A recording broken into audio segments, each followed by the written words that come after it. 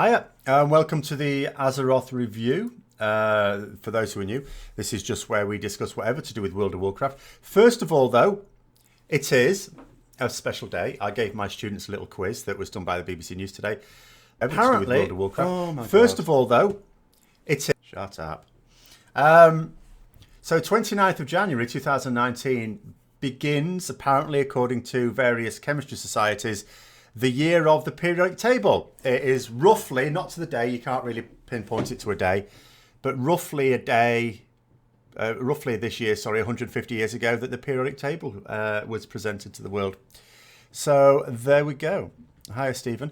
But in terms of general WoW stuff, I was just reading, with some disdain, I'm afraid I have to say, another interview. So I wasn't too interested in the live Q&A last week. It was, unfortunately, more of the same. Ion Hazzikostas has been interviewed by a German WoW website I'm not really familiar with. Some Germans may be, vanian.eu. And I've just been reading some of the things he's saying, and it's just got me really annoyed. Oh, it's so annoying. It's just... I'm giving up. I'm losing hope here. I'm losing hope.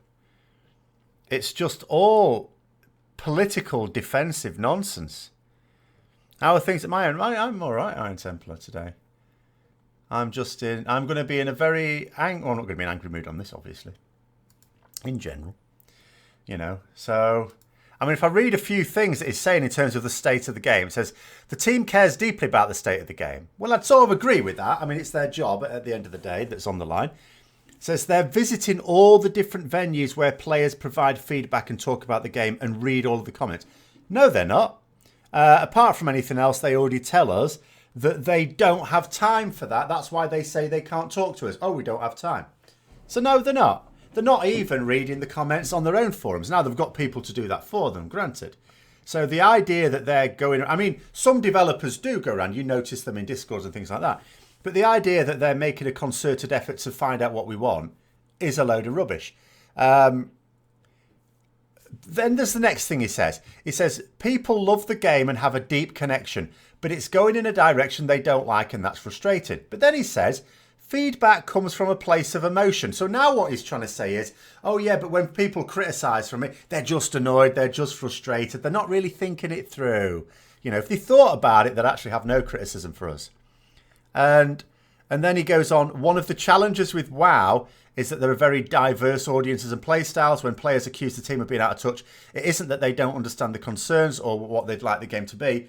The team has to keep in mind the other half dozen groups of players. As if there's all these competing demands on them, which there's not. Those dozen different groups of players are playing different content. It's their fault if there's any pull on that. Morning, evening, hello. It's just divide and conquer, really, these tactics. It's just, oh my God. And then players have every right to focus on their own experience. As if, again, he's just basically trying to say, people criticising have their experience and they're only focused on that. A bit like classes, you know, and you do get this, obviously, for PvP. If someone plays a warrior, they only focus on warriors. Everyone else is overpowered as far as they're concerned. But that's, oh my God. He's just basically rubbishing every piece of criticism and everyone who criticises it by saying either they're emotional or that they're not taking account of the needs of other people, or that they're only focusing on their own narrow needs from the game. Well, they've just lost half their subscribers. And I was just looking at a tweet from someone earlier on who used to work at Blizzard, doesn't anymore. Obviously, he's not got great things to say about it. You know, and someone was asking hi, Mystified, how a Blizzard getting enough really from the sales of the boxed games, the expansions, which obviously they did want to increase a few years ago because they tried to go down to 1 year expansions. But he said, no, the money, they're making their money from the subscriptions, with World of Warcraft. Now, obviously, he hasn't got the finger on the pulse there at the moment, but, you know, it clearly does. So if you think, I mean, let's just say they do get the majority of their money from the subscriptions, which, you know, I'd be happy to believe is the case. They ain't half lost a lot of money. Hi, Shane. But, yeah. That's the other things what he said. So, yeah, I mean, he's just in terms of that. I haven't watched the interview, by the way. There is a video for it. I'm just basically reading the bullet points of MMO Champion at the moment. I think I probably will watch it. But it's just it's so annoying. And it's just what I've been saying, though. You just get this feeling that it's all about being defensive. They've got no desire to engage. None at all. It's all about defending the position, trying to suggest that people are criticising it, you know, trying to come up with all the usual reasons why someone's criticism isn't valid. Absolute nonsense. He doesn't even throw a bone by saying, oh, but some criticism is valid, you know. I mean, this is, again, and they're never, they say, it says World of Warcraft's got a bright future. If they don't pay attention, when ultimately people vote with their wallets, when people actually say, this is it, I am not playing this game anymore. If that's not a wake-up call for them, I don't know what is. 1 year expansions is too many, but it seems the space in the patches is too long. They might want to make incremental change over time than waiting for long periods of time to release a massive patch. To be fair, Connor, I think they've already done that. If you think about pre-Legion, this is the way a patch worked. You had a major content patch which had new, well, obviously not what you're supposed to. You had all your content plus your new raid. That's how it worked. In Legion, they did something different. They had these shorter patches where at the patch release you had new content, maybe new zones, something like that. And then at the 0.5 steps, that's when the new raid came out. So actually, if you think about it, during Legion and during BFA, they are doing that. It's like, instead of every 5 to 6 months, new content, we are actually getting it every 2.5 to 3 months. So I think, to be fair, they have already done that. You don't want to break it into too smaller bits and portion it out piecemeal, because they tried that with the Broken Shore, if you remember, in Legion. That didn't work well. That was a disaster. So, well, disaster's maybe too strong a word, but it was not good. The us versus them mentality is really buckled down at Activision Blizzard. It has. It's something I noticed in the WoW team in WoD, this fortress mentality, as I refer to it. It seemed to die down a little bit during Legion. It never really went away, but it died down a little bit. But that's because they were getting far less criticism. But now it's ramped up again. Really ramped up again. There's lots of hints of 11-week cycle coming back. I mean, they always said that the 11-week cycle was never a thing in Legion. I don't know. I mean, it's an odd thing to lie about, you know. It doesn't reflect badly on them if they'd said, oh, yeah, this was the case. I don't know. But I'm quite sure they do have, just like they did with Legion, a strict schedule for these things now. And I get the feeling that before they didn't. So I think pre-Legion, World of Warcraft didn't have strict cycles. I think now it does. What those cycles are and whether they're always the same is up for debate. But 3 staff upgrades in 24 hours, 385 then. 395 then 400. Well, that's nice. At least it's in that order. Imagine getting the 400 to begin with, then getting a 385, then a 395. In Burning Crusade, changing weapons 3 times would have been 3 raid tiers.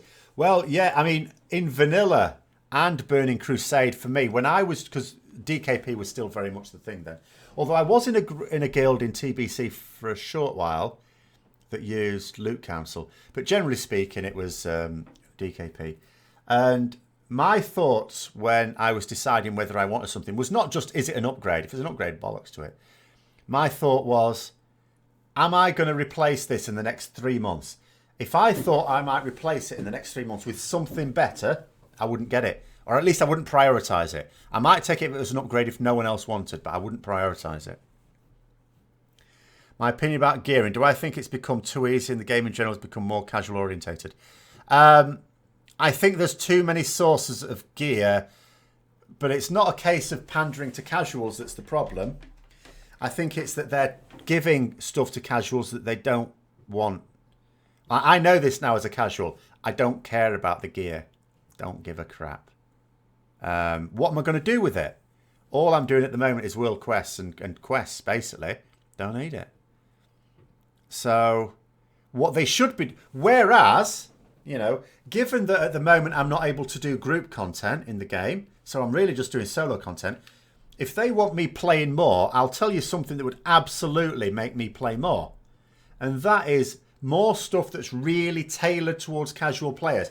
Blizzard's attitude at the moment, instead of coming up with casual content, they're coming up with normal content and then casualifying it, you know, by just coming out with dumber versions of it, easier versions, and giving you stupid loot for it. Come out with something that gives you cosmetic rewards and, for goodness sake, player housing. For God's sake. But they won't. I've now abandoned all hope on the player housing thing because I don't think they can do it now. I don't think they'll be given the money to do it. So I think it's gone. I think it's buggered. I actually just think in this regard, the game is now buggered.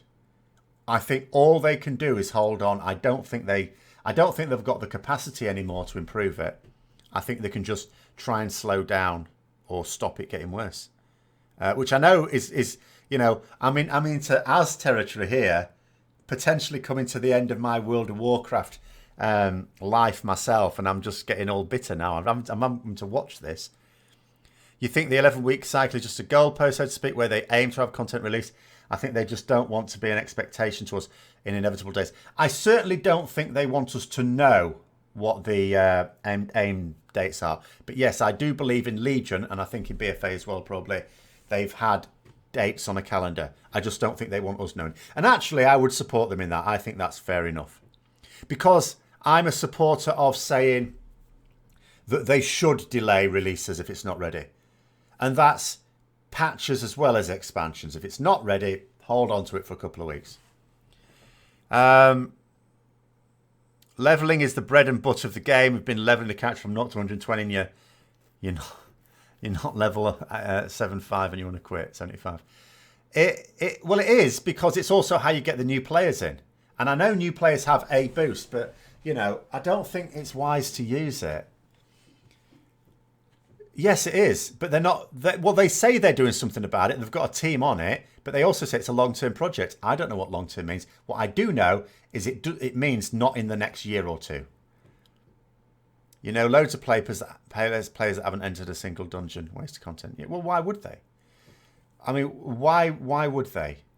The game is developed to reward you for things, and if you don't like the reward, why would you do the content? No one really wants to do the content for the sake of it anymore.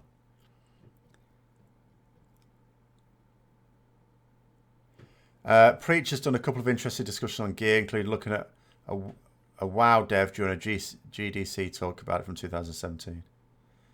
You'll have to tell me what he said then, because I haven't seen it. Talking about badge gear, and that dev saying they broke the game in TBC with badge gear. Those items were always deficient in a stat shield with no stamina. Zulaman gear was weapon without stamina. Well, yeah, I mean, we'll say badge gear. I'm not sure what they're talking about because I didn't use badge gear in TBC. I used raid gear. The badge gear was there for catch up if you changed your spec or something like that. Or so not your spec. Well, I suppose your spec. But more like your class is actually what I meant. Or you had a new player, you know, trying to get into it. It was catch up. Because you got to remember, compared to now, it was very difficult to get gear. I mean, not as bad as in vanilla, but someone was just saying earlier on, weren't you? It was a slower process to gear up. So the badge gear just helped that. And the badge gear was inferior to the equivalent raid gear. Because it was just stat sticks. And yeah, I remember quite a lot of stuff that didn't really have stamina on it as well. It wasn't ideal at all. So far, the two biggest delays on the supposed week cycle have been around BlizzCon. No real shot they don't maintain a schedule with that going on. No, indeed. I mean, there's at least a week beforehand when they'll not be doing anything at all. And then there's a week afterwards when they're too hungover. And then it probably takes them another week to work out what they were doing beforehand. Evening, Fraser. It was catch-up, but it was deficient. Well, I mean, you can't give gear out that's just as good as the raid gear. Part of the guy's complaint was it got too complex and they handed out too many badges. It doesn't... Well, I don't know that that's true. There wasn't that much to do in TBC. really, was there? You had raiding, you had your world quests, you know, if you weren't right on the cusp of the raiding edge, you had your heroic dungeons and Karazhan. That's still raiding, isn't it? There wasn't. I suppose there were those Ogrilar, and what was the other little thing of dailies you could do? Netherwing. I suppose there was that. There wasn't a lot to do in TBC. And in PvE terms, obviously there was PvP as well, but you know. You think it's time Blizzard should get consultants in from... You know you're in trouble when ESO is more of an RPG. They don't need to get consultants in. They just need to accept that they're messing up.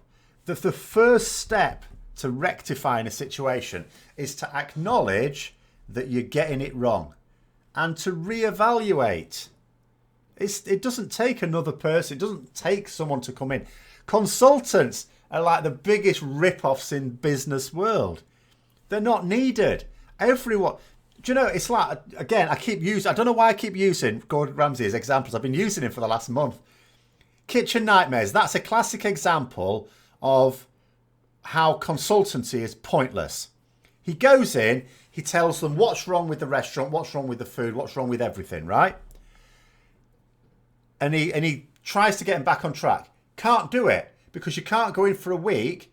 If they couldn't understand what was wrong with the thing in the first place, as soon as he leaves, it all goes to pot because they don't understand what's going on. It's the same with any consultant in a business. If you haven't got people in that business that know what the issue is, what good's a consultant? They'll go in and shine a spotlight on it all, make a few suggestions, then bugger off, pocketing a load of money. And what are they going to do? If you had the people that couldn't tell what was wrong with it in the first place, they're not going to be able to properly implement any suggestions anyway because they don't understand. They don't get it. Do I honestly think WoW can be saved? I don't. And it's not just the person... there's two major reasons for this. I could go into a whole tirade, as you know. There's two major reasons why I don't think it can be saved now. The first is that the senior developers, as Ion Hazzikostas keeps demonstrating, are in a complete state of denial. And that has to include the people above them who could easily kick them into line. They are in a complete state of denial.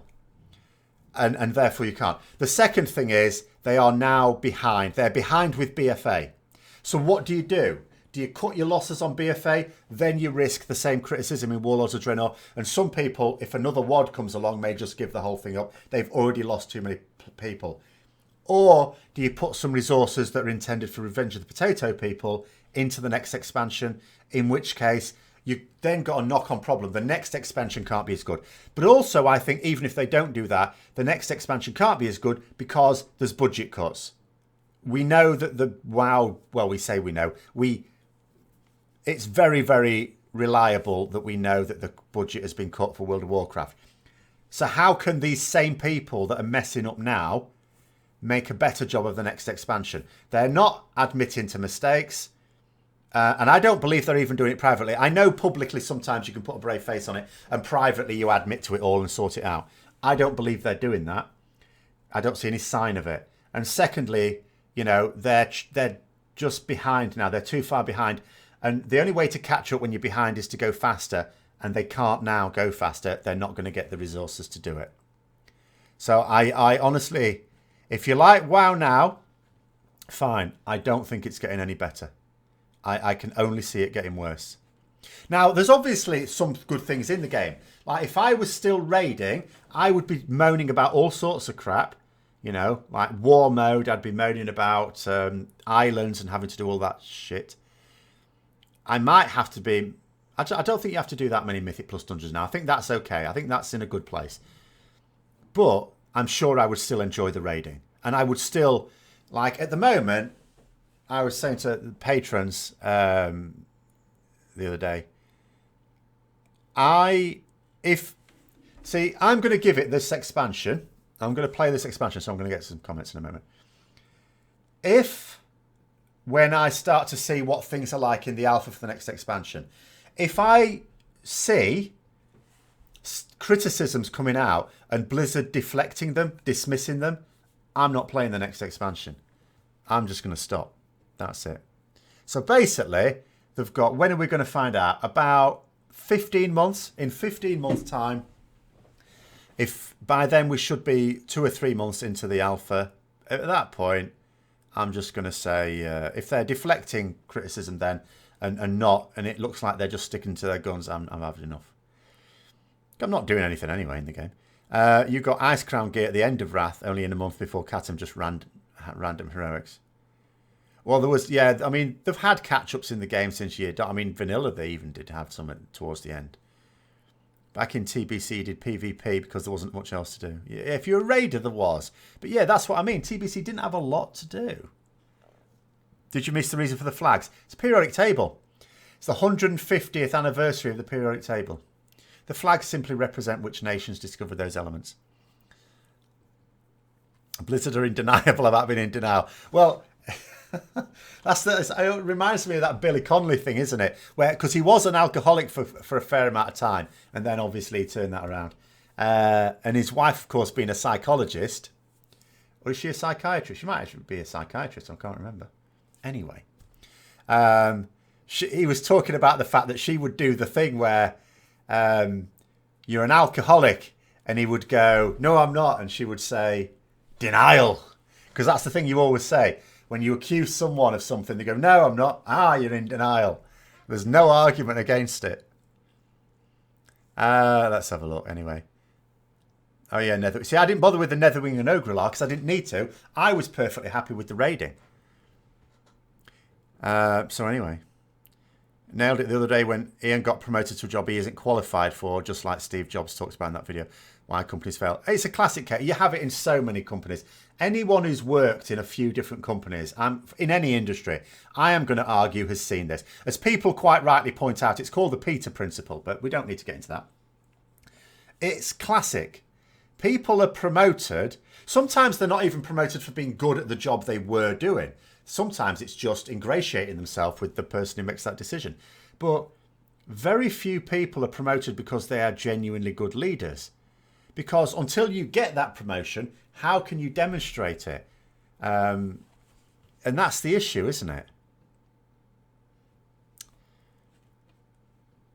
But as other people point out, these people should, these companies should be aware that all they're doing is promoting people for their potential and that they need training. But training costs money. Also, there's a lot of charlatans out there with training. There's plenty of leadership training courses that are completely rip-offs. They teach you nothing.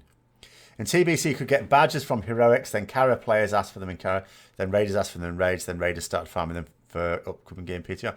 Yeah, well, you say that, but that's the raiders who are a bit behind, so it's catch-up. I didn't, because I didn't need it. My gear was always better than the badge gear. So it depends how quickly you're progressing. I don't have a problem with that. Raiders, at the end of the day, if they're going to farm that gear to get themselves some gear because they're behind in progress, and they're just going to... Because some bosses as well, in Vanilla and TBC, there were some bosses that were just like gear checks. They weren't complicated. You just needed brute force to get past them. I had no problem with them doing that. Because there were plenty of other bosses where you had to coordinate yourself properly. TBC, you had to make groups and then go on long journeys just to get into the dungeon. It was full of exploration and danger. That'd been dangerous for you. I was a paladin. But it was a long journey at least, yes. In Vanilla and TBC, you had to do some travelling to get where you wanted to go. I mean, Sunwell Plateau, although you could get a teleport to the thing, you had to ride all the way there. There was no flying there even. You have a simpler test for judging the next expansion. If there aren't PvP vendors in the beta, it's obvious they're living in fancy denial land and you'll move on. Vendors appear later on in the process though. In fact, I will be intended to make my decision before the beta comes out. They need to stop making it like other games and stop the accessibility. They need to get back to what WoW, make WoW great again. No, I'm afraid I disagree on that one. WoW has moved on because players have moved on. You don't have enough players who want that old style of content. It has... Anyway, WoW was always accessible. It was always accessible for its time, you know. I mean, the way it was might have seemed less accessible compared to now, but it was, compared to other MMOs, it was very. They say there are 300 people on the team, but the content they produce doesn't feel like the effort of a small army. That's because it's not coordinated. Also, to be fair, you've got to think there's an awful lot of jobs to be done on a game like this. But yeah, it's because if you've got a team of people that are 300 people is a lot of people to coordinate. And if they're not coordinating, they're all doing their own thing, of course it's going to seem inefficient. Inevitable. And that's my issue when people say that Blizzard should have delayed the game because it wasn't ready. What I say with the expansion is they had the time to get it ready. They just worked inefficiently. They didn't use the time. 2 years was enough time. That was straight from the developer talk that Preach commented on. Yeah. Hold on. Sorry, which one am I looking at now? Anyway. Reason why Age of Conan, Ion, Lord of the Rings, etc. all failed compared to WoW. They did not have endgame rated. Yes, you've got to have stuff in the endgame to do, for people to do. Absolutely. You can't just expect people to come up with their own fun. I know in Lord of the Rings Online, there's quite a good community in terms of coming up with their own events. And that's great, facilitate it, but you can't expect people to just make their own fun up. Hi, Stormsend. Do you know what? I'm missing all sorts of things here, I think. Your mother spent 3 years in a training course to gain the required skills necessary to become a senior manager, yet it seems training courses today last about 2 or 3 weeks, if that. There's so, as I say, so many charlatans. It's like saying to these businesses, oh, your managers need leadership skills. Do you want to go and pay for them to do a degree in management, business management or something? Or do you know what? Give us 500 quid and I'll take them through a quick fire course. I'll give you 500 quid. Of the 300 people you would expect, 50 to 60 people working in teams on each of the next 4 to 5 patches. No, it doesn't work like that. You've got the art team, you've got the class development team, you've got the PvP team, you've got, I can't even think of things, encounter design team. You've got all these different teams. The individual teams are not necessarily that huge. There's so many different things to do. That doesn't include the coding, that's done elsewhere. You guess WoW Classic will serve that purpose. Yeah, for people who want that, it'll serve that purpose. Obviously, there'll be no new content, so how much of a purpose it really serves, I don't know. But it will serve a purpose, definitely. It's definitely a good thing to do. Most of the WoW team are interns. It makes no difference whether they're interns or not. They might as well be interns for all the... And when you say interns, of course, what you mean is slaves. If they're not coordinated, it makes no difference, does it? The GDC was really interesting about gear. Can really see the philosophers that led to Warforged and Legion. See, we already understood that anyway. We completely understood what Blizzard's reasons were for putting all that in the game. It's just, it doesn't make the game better, it makes it worse. Totally understand their reasoning. But just because it solves a problem doesn't stop it creating several other problems. BFA was released a month early purely for greed. It wasn't released early at all. It was released before it was ready. It was released after 24 months. Think of it this way. TBC released after 22 months. Wrath of the Lich King released after 22 months. And people say that they were good expansions. Right? So how was it that BFA couldn't, especially when it's mostly based on Legion anyway, how could they not get it ready after 24 months with a much larger team than they used to have? Double the team size that they used to have, in fact. How is it not possible? BFA needed more than a month anyway. But what I'm saying is, it wasn't released early. They took too long. That's the key thing. That's what I insist is the issue. 24 months is enough time to get it out. Personally, you won't be buying the next expansion at launch. Well, I don't mind people buying the next expansion at launch. The problem occurs, and I was part of this problem, I'm going to admit it. The problem occurred because people bought it 7 months before launch. That was the issue. Falling into the same trap that is rife throughout the gaming industry. Buying it before, sight unseen basically, you're buying it sight unseen. You're buying it before you even know what the game's like. before anyone's even tested it. Publicly, at any rate. That's the issue. If people waited to launch, at least there would be reviews then. At least you'd have been able to see people play it. Might have even been able to try a bit yourself. There used to be... Hold on, missing. Where have we gone? A team for each class back in Classic TBC. I mean, there's the same... I don't think that's a good thing, though. And class design in TBC, although they tried to improve from vanilla, was a mess. A complete mess. You shouldn't have a different person on each class. That's really bad. Because some people in any team are always more influential than others and will always get their way more than others. So if you happen to have someone batting for a whole class and they happen to be quite influential in that team, that class is always going to be overpowered. It's far better what they do now. They still have the right number of people for the number of classes. It's just that they divvy up specs. Now that can still create the same problem, but you've got to do something. If the new guy from CD Projekt Red replaces Ian, you will sing from the hills. You see, I don't think anything can be done now.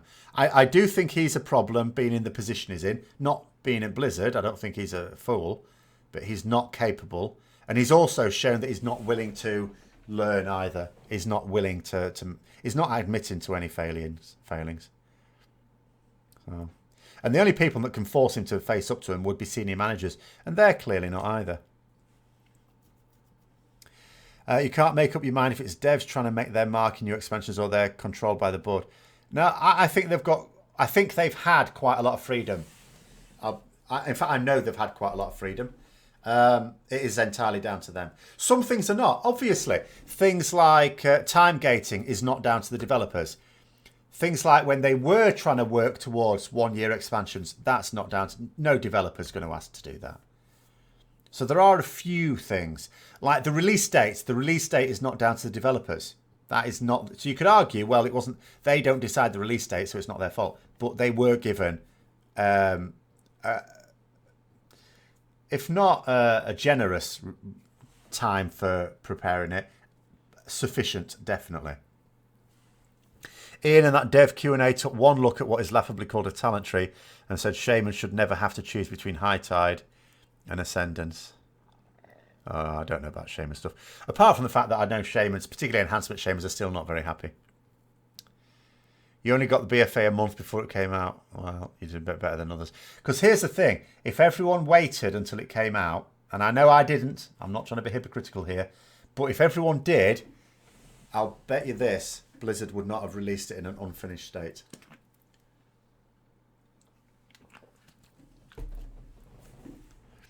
It takes me, talking about ESO, it takes me back, because obviously ESO's launch was a disaster. We would not have regarded the... game studio ZeniMax that produced ESO as a great studio to take advice from when it launched. But here's the thing, they were launching it on PC, Xbox and PlayStation. And when they released it on PC, which they always intended to release ahead of the Xbox, they brought out a release date for the Xbox and the PlayStation version. Released it on PC. It's pretty clear the console was supposed to be their biggest market. When it became clear that the PC version had major problems, they completely cancelled the Xbox and PlayStation release. Because they had no intention of releasing a disaster of a game in their important markets. They made sure it was ready before they released it.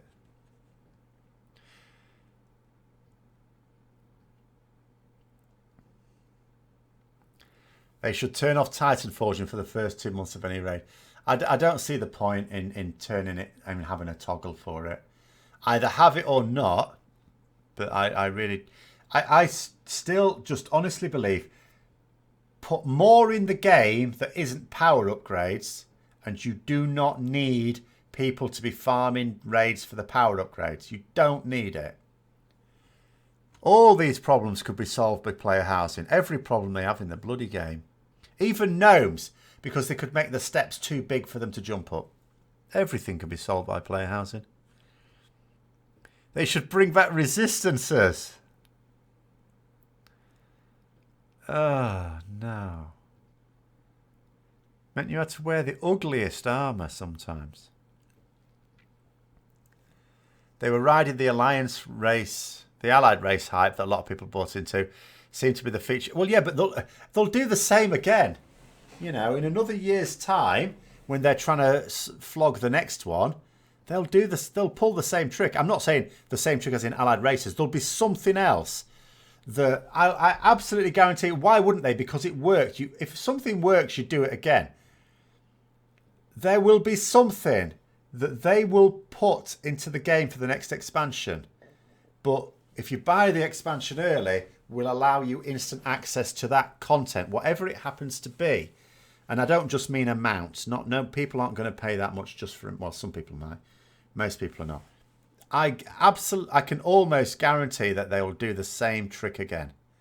And it'll work again. Because everyone, it's not just Blizzard that keep going in circles. We do as well. Every expansion, Blizzard come out, they've defended the way all the way through the expansion. Then they come out and go, and they acknowledge all the issues that people had with it. And they go, yeah, we've learned from this, we've learned from that. And everyone goes, thank God, right, good. Sounds like you know what you're doing for the next expansion. Brilliant. Come the next expansion, they've lied about everything. They do it every time, and we fall for it every time. Yeah, I know we got it a bit wrong last time, but we've listened to you, and we know, you know, and they demonstrate that they've listened to us because they tell us all the things that we said was wrong with it. And they say what they're going to do to put it right, and it all sounds feasible. Oh, yeah, that'd be a good idea. Yeah, I'd like that. And then they just don't do it. The farmable resistance armor was not the days. It meant having to go into... The worst one was going into Moradin to get poison, nature resist gear for the poison stuff. It took me ages to even find the entrance to Moradin. And then it was usually the wrong bloody entrance. I hated it so much. I hated everything about Desolace, actually. I hated the zone. I hated the quests in the zone. I hated the rep farming, which I actually didn't even bother doing too much with the centaurs. I hated the underwater lock picks skilling up on my rogue, and I hated the dungeon in there. Anyway, ESO was the worst launch ever. It was an absolutely dreadful launch. Dreadful. Anyway, you don't understand. Every WoW site and these chats say the expansion wasn't finished, but you didn't see anything not done. Just happened to not like the gimmicks like Azerite armor. Classes weren't done. Quite a lot of the features of... because well, basically bugs were in, but those bugs are not bugs that you couldn't tell. They were unfinished content. Things didn't work because it was not finished. Islands weren't finished. You know, you think about all the stuff they added to islands over the couple of months after launch. That was stuff that should have been in at launch and wasn't. You know.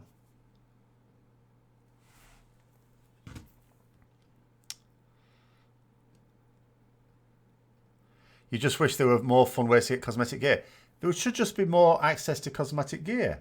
You know, like they keep talking about doing these little micro holidays. That's a classic example of where, and sometimes they do. Sometimes there is a little cosmetic reward. That's the sort of thing you should do. But not always toys all the time. Cosmetic gear. Gear that's just there for cosmetic purposes. Number 2 on your keybinds is always free for the gimmick ability. 2? What? You waste 2 on a gimmick ability? No. 2's got to be one of your spammy abilities. Elemental Earth for... Yes. Well,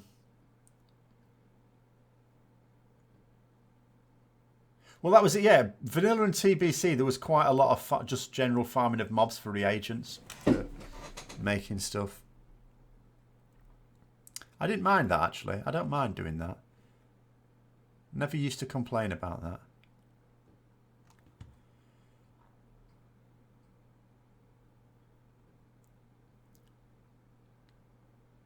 World boss in Darkshore now given 400s, is it?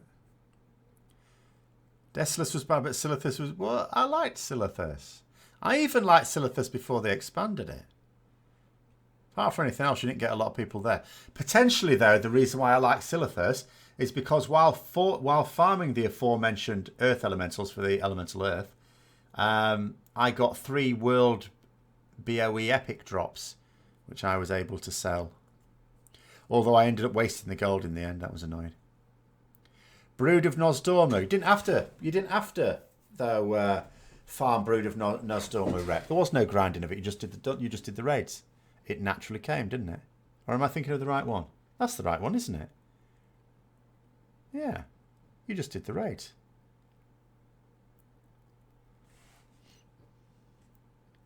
Is it bad? It feels like Blizzard need to clean slate WoW and just announce WoW 2. Well, they can't announce it until it's nearly done. See, imagine it this way. I've talked about this a few times before. If you say you're going to be working on World of Warcraft 2, which I don't believe is going to be a thing, by the way. I believe there'll be another Warcraft game. I'm not convinced it'll be an MMO. So you say you're releasing World of Warcraft 2. I think there's a lot of players at the moment hanging on to World of Warcraft because of the time invested in it. All of a sudden, if you announce a new World of Warcraft's coming out, you're basically saying that the days of World of Warcraft are numbered, that it's coming to an end soon. And even if they keep the servers live, it's going to wind down. There might be some people who just say, stuff it, I'll go off and play some other games and come back when WoW 2 comes out. Very, very dodgy. If they were going to do that, they'd have to keep it very quiet for as long as possible. Because the thing is, when you think about the cost in making a game, you've got the actual cost of making it, and then you've got the revenue lost if it's an update to a game like this, in people stopping playing it for a bit. They should allow players to design their own dungeons like in Never... No, you can't do that. Far too complex. Your big problem with BFA is you didn't like the premise. Alliance versus Horde no longer makes any sense. Yeah, but that's the thing. That's the lie they're selling to people. That's not the premise of BFA. The premise of BFA is that Azeroth is being assaulted. It's that. It's old gods, us as well, potentially. That's, you know, they just haven't really played on it enough. It's been there. The story's been there. I mean, the first raid was based on it. The first raid, bear in mind, had nothing to do with Horde versus Alliance. Nothing. And you've got to think of it this way. The raids, all right, I know the new raid is, but the raids are they're the culmination of the main stories. And it's taken till the second raid for it to be a Horde versus Alliance thing. And then the next raid has got nothing to do with Horde versus Alliance. Again, it's back to old gods. Raids with Cenarian Rep. No, Brood of Nosdormu. You got Brood of Nosdormu from Anchorage. You got Cenarian Circle from some bosses in there as well. I wouldn't have got exalted in it otherwise. Didn't get exalted in anything if it wasn't in a raid. Since the beginning of WoW, you always had fascination for professions.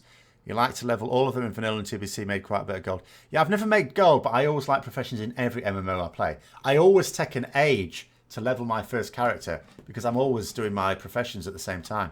It took me 21 game days to get to level 60 on my paladin. 21, you know. And although it took a long time by our standards now, it didn't take that long. That was because I was in Ironforge trying to sell enchants all the time. You think it'd be interesting if the faction war ended like Legion ended in Legion? We got rid of the factions for PvE. I do wish we would get rid of the factions for PvE. It would at least free up. It wouldn't solve the problems with world PvP, but it would at least free up the problems in PvE. Yes. But in terms of professions being fun back then, I think professions are better now. Well, not now. Legion and WoD, I thought, were where professions. I think Legion, the quests for professions were a pain in the arse. They're not necessarily annoying. But in terms of what it gave you, I thought that was pretty good. I think it was good for a lot of people, professions. So I was very happy. I think it's less useful in BFA. As bad as Warcraft. I wouldn't say Warcraft's bad. It's just, it's not as good as it should be. It's a bit like, if I'm judging two pieces of coursework, they could both be the same quality and I might be happy with one and not with another. If the one is produced by someone who's super weak and really doesn't get it, but they worked really hard on it and they've done a good job for them, then I'll be happy with it. If the other one is done by someone who should be able to do a perfect job of it and doesn't because they're lazy, I won't be happy. And now that's my attitude with World of Warcraft. It's not that it's bad, like objectively bad. It's just, it should be better. Not just that it could be better. Anything could be better. It should be better. For the money that it earns and, you know, for the resources that it's had, it should be better.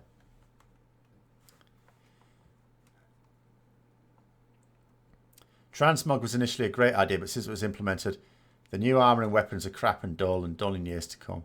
Will anyone farm the last couple of expansions for it? I mean, some people may. I mean, there are some transmogs in BFA that are very nice. People, of course, have talked about the Alliance, like culture and armour sets from like Warfronts and stuff. There are some nice sets. But I mean, I generally, yes. But I'm quite pleased about transmog, though, because it doesn't matter how good a piece looks. If it's not my style, I don't want to wear it. So, of course, I like transmog. Seems like they should just take a break from the next expansion to fix the problems with the current game. And then the next expansion could be a clean slate. But they won't have any players left. There won't be any players. I reckon if, as I say, they've literally got two options, I think, at the moment. Either they put a lot more effort into BFA to try and rescue it, but I don't think it's rescuable, but to at least keep it ticking along and getting better. But then you will cause knock-on problems for the next expansion. Or you cut your losses on this game. And I don't mean stop developing it, but don't try and fix the problems. Just keep going on with the content and hope that you can convince people that it's getting better. You know, let Ian test out his soliciting skills. Like, that came out wrong. His legal argument skills. And see how you do. And then hope to do better with the next expansion. But I don't see how they're going to do better with the next expansion. The next expansion has fewer resources available than BFA. And if they got BFA wrong and they haven't acknowledged any error on their part, how are they going to get the next one any better? It just seems like a sort of madness to expect that. The Legion Mythic sets are good. Yeah, I didn't like them. Too blocky. It's like being made out of Lego wearing those. So I went back. This is the irony. While I had the pieces for the Tomb of Sargeras sets, which was higher res versions of my Lightbringer set from TBC, I was wearing my Lightbringer transmog from TBC because it looks far better. Lower res or not, it just looks better. It's like the Paladin horse. It just looks like it's made out of Lego. Who wants that? And fancy coming up with a flying mount for Paladins at last, and it's not even a Pegasus mount. Who dozy idea was that, for Christ's sake? Anyway. During the historical recreation of Classic, Ian basically said he's aware they've screwed up with the current game. It's not what he's saying. You have to link me to that sometime, because I don't remember that.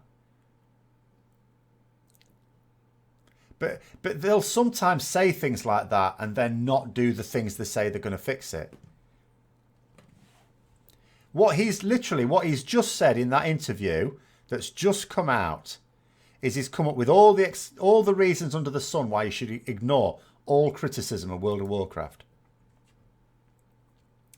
If the next expansion is this bad and lazy at launch, they will have very few players left.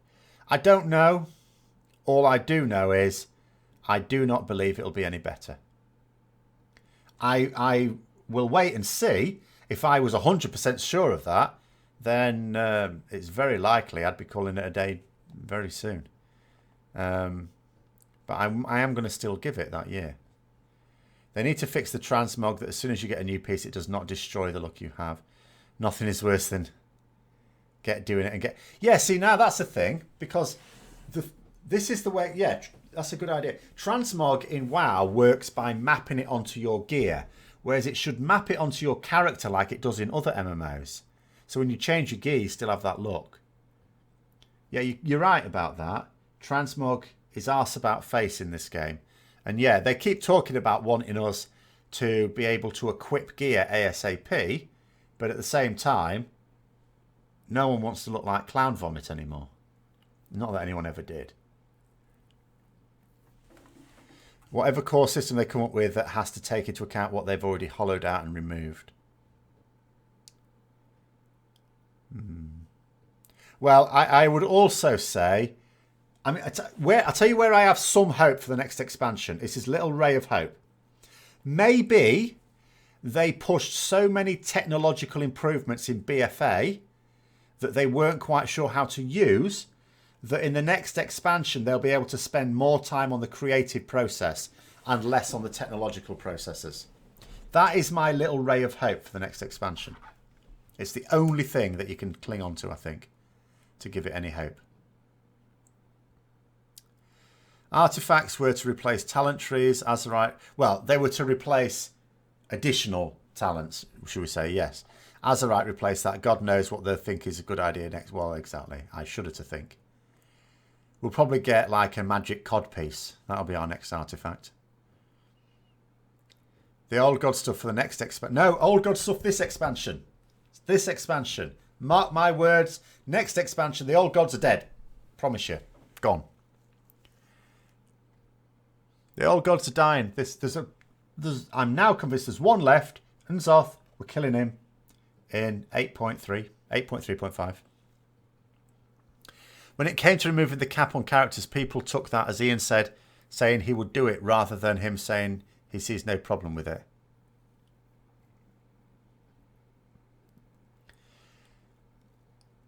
I took it as it's a possibility rather than he's going to do it.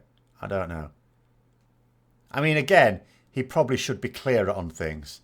Again, it's all right complaining that players say, oh, I said this thing and I never did at all. Well, be clear. Be clear about what you're saying. They're trying to make too... But I took it as they might. I don't care about how many characters you can have on one server anyway. I care about how many characters you can have on one account. And that cap's still staying. They're trying to make too many different player groups happy. They need to refocus on making the raiding group happy, because that is where it's got. I don't believe that. See, the thing is, right, if you're a raider, do you really care what world quests are like? No, you'd rather not even do them. It's different content for different people. Same with island expeditions. The only reason raiders even care about island expeditions, obviously some will want it for the casual content as well, but I'm talking about if you just focus on raiding. You're only doing it for the artifact power. Well, don't force them to do it for that reason. It's easy. Stop making people who want to do one piece of content have to do all the others as well. If you do that, you lose that pull.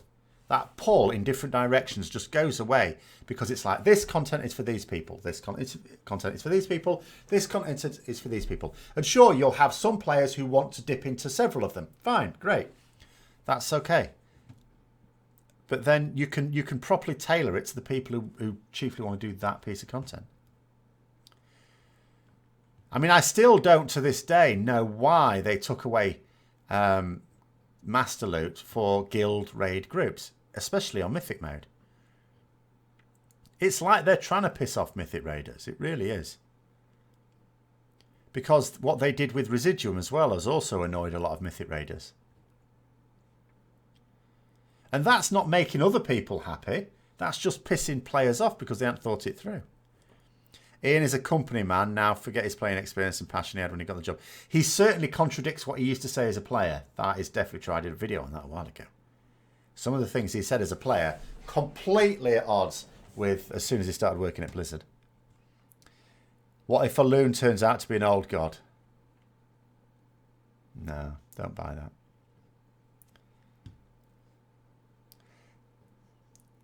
It seems like the team overthinks systems when people would just prefer simpler systems that allow to have fun. I'll tell you what, sorry, just coming back to a loon. What if a loon was just a split personality of Azeroth? What if a loon was Azeroth? Much more likely. Not an old god. Definitely not an old. I absolutely believe a loon is on Azeroth's side. Might even be Azeroth. Seems like the team overthinks systems when people would just prefer simpler systems that allow to have more fun. They may overthink things at times, but my big issue with them is they don't recognise, they are not able to calculate cost and reward for, like, you know, when they think about how long something's going to take to do, sometimes they should just look at what the benefit is and just cut their losses. But someone did say something, again, on Patreon, which I've thought about before. They were saying that their husband thinks that WoW are doing, you know, dumbing lots of things down because they want to make it for mobile. Now, I don't believe that. I'm not saying I don't believe they're not going to make a Warcraft mobile game. But what I do think may be the case, because some of the things they put in are so inexplicable, that I think it is possible that they do have another game in mind. It may not even be a Warcraft game, but another game in mind. And maybe they're trying some things out in World of Warcraft for the new project that is yet unknown. That's possible, maybe. Or I might just be being paranoid. Do I think Azeroth's moons are also Titan eggs? No. I'm not entirely sure what they are. It is possible they are something special. But I don't think Titan eggs. I mean, as the planets are the Titan eggs, surely. Black Empire next expansion 8.3 will be dealing with the leadership of the Horde and who Magni truly serves. Just working out timing. 8.3 is killing Unzoth. Telling you. Absolutely telling you. You come back here in 11 months. Well, no, stay here for the full 11 months, but, you know, pick my brains on it again in 11 months. And I shall be sat here all smug and evil. Ashara raid in August, September. No! You what? No, not a chance. Blizzard said 4 to 5 months between these tiers. So Battle for dazar'alor has just been released on Mythic mode.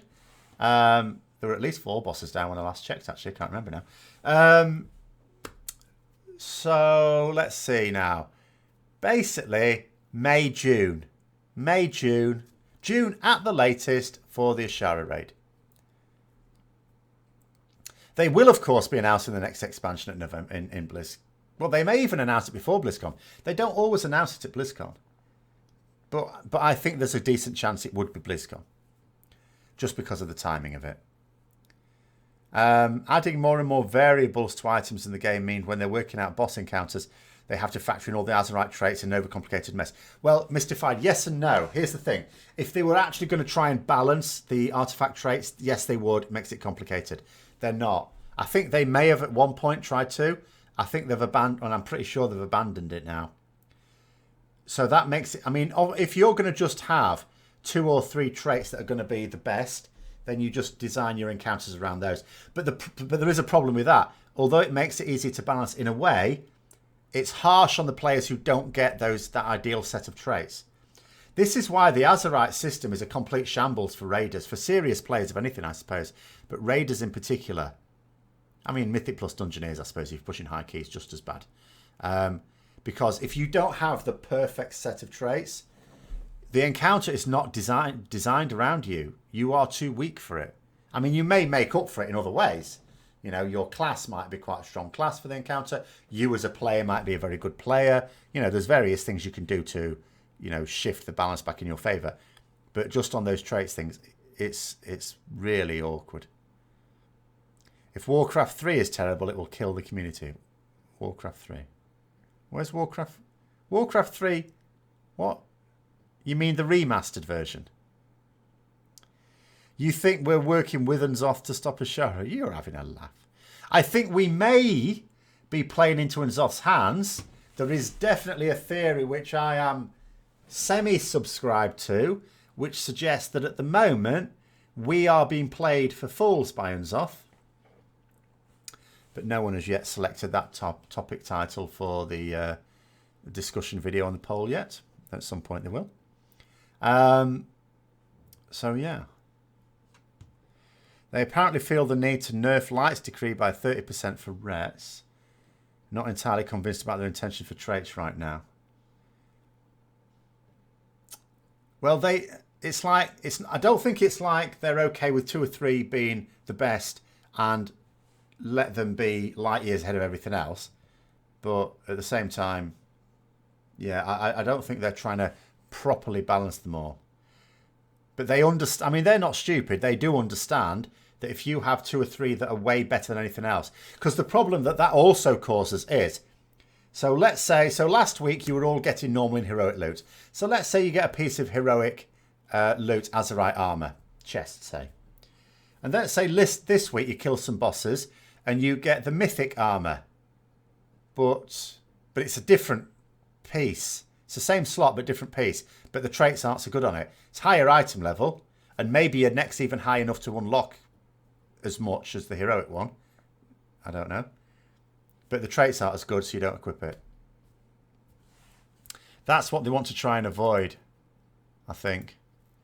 But the whole Azerite system doesn't allow for it. It's just a complete mess.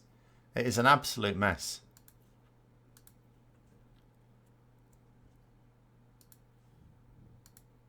Where are we? Oh, there we go. When Kil'jaeden comes through the Sunwell port, he looks like Sargeras. Well, sort of modelled on it. When he failed and we see him next, he's loaded up with Fel and far weaker. Why would Sargeras intentionally make Fel weak? When we next see... Hang on.